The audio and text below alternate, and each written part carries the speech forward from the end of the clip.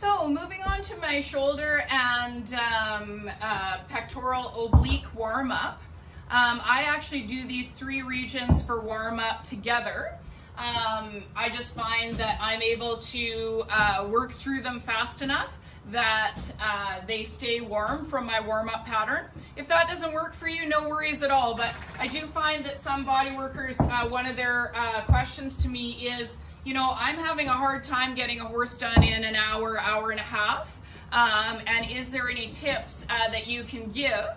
And one of my tips is really chunking areas that you can warm up at a reasonable rate and doing the warm up together, especially because I do use a lot of tools, so that way you're not stopping and starting so many times.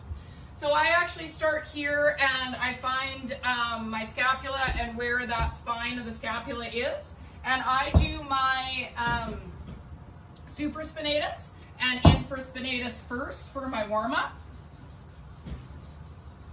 Coming right down till I can find the cranial and caudal divisions of that major tuberosity of the humerus.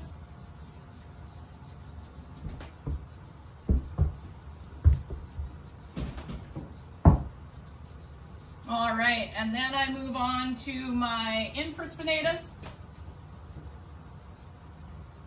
And then I do my serratus. Then I turn my tool to be able to do my triceps.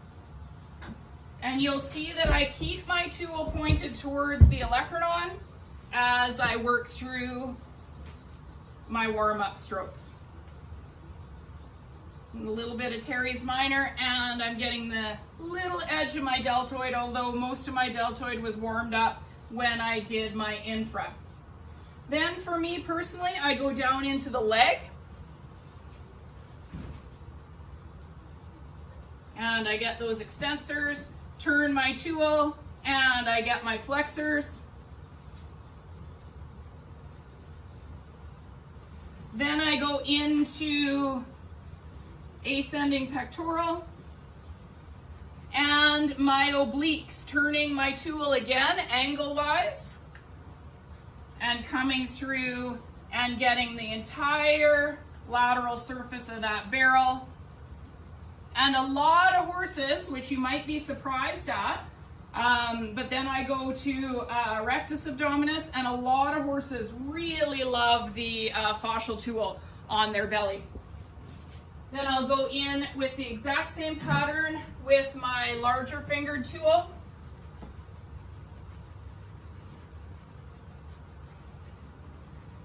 Okay, and I'll just go through my same warm-up pattern, really making sure that my angulation is correct for the different tissue.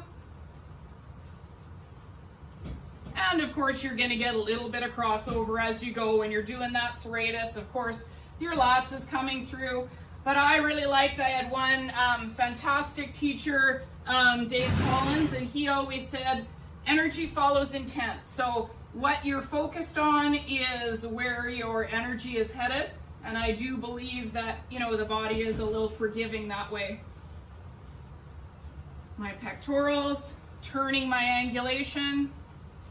Gonna get that entire lateral surface of the barrel. Now, if you have a horse that's tickly through here or is really reactive, obviously, then I'm gonna have to go in a lot slower, because you do see that I am moving pretty quick with these tools.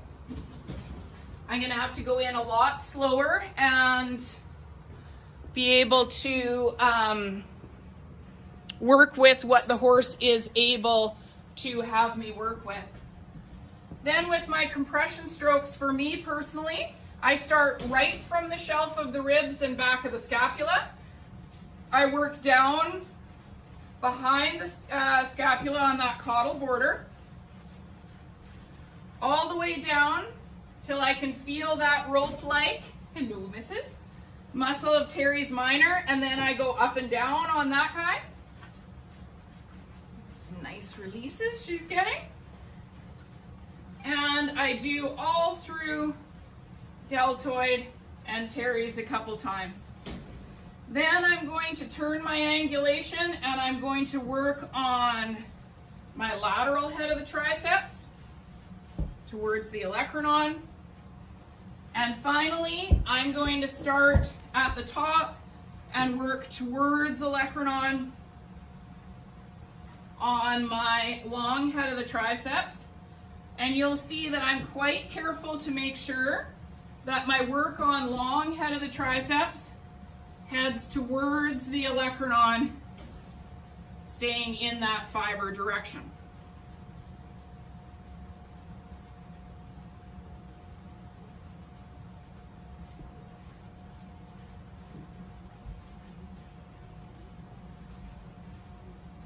Okay, once I'm done that guy, I put my tool away and I start into my pectorals. I reach into the underside and I find my ascending pectoral and I do some flat hand work on that guy with a compression style stroke. If I find something in there, I'll do a little bit of cross fiber massage. I'll turn my hand and I will cup my transverse pectoral and I'll work all the way through that transverse pectoral.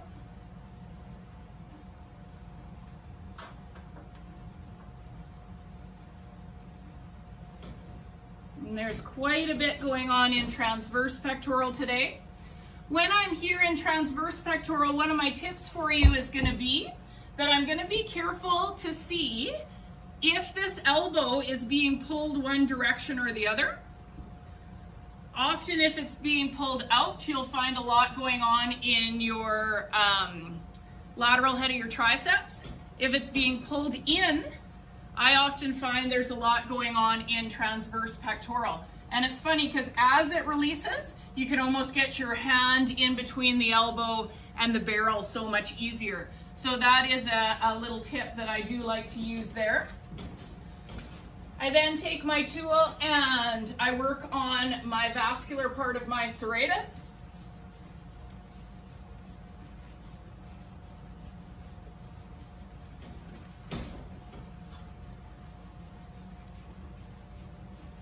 And I'm careful to make sure I'm watching where I was already at with long head of the triceps so that I don't overwork areas.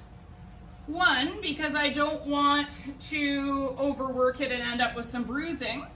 Two, because I really do find that a lot of the questions that I get are about efficiency and being able to get a horse done in a reasonable fashion. And of course, we don't want to be redoing any tissue that that we've already done. Okay, I'm finding a lot going on in this serratus. So I am going to do some cross fiber massage, turning my angulation. Okay, and working through this tissue with cross fiber massage.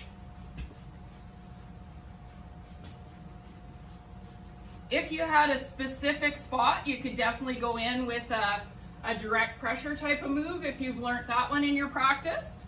I think this would also be a good region where you could do a little bit of myofascial release as well if you have that in your tool belt.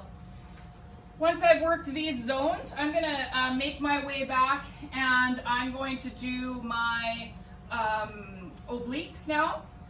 I really love the technique, and if any of you have not studied the equinology program, would highly recommend that. You also see this in a couple of the osteopath books that I've got. Laying your hand here in between the last rib and the front of coxal tuberosity and going in with a nice slow pressure with your entire forearm. Once I've melted in, I'm going to angle this up towards the pelvis, and I'm just going to hold this.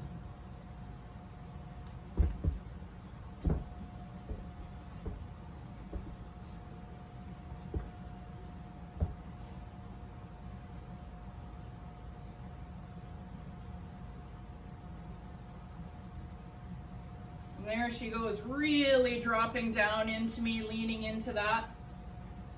Totally taking the weight off of this left hind. And she is just bearing into me, and I'm just gonna hold. I'm gonna match her pressure and hold.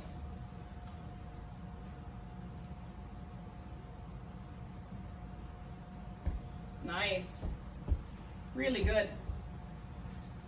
Okay, once I'm done those regions, if I had found anything with my tool, learning how to feel through my tool through the obliques, I would work through any of that needed further work. Same for the leg itself. So hopefully that gives you a little tips on shoulder and oblique region.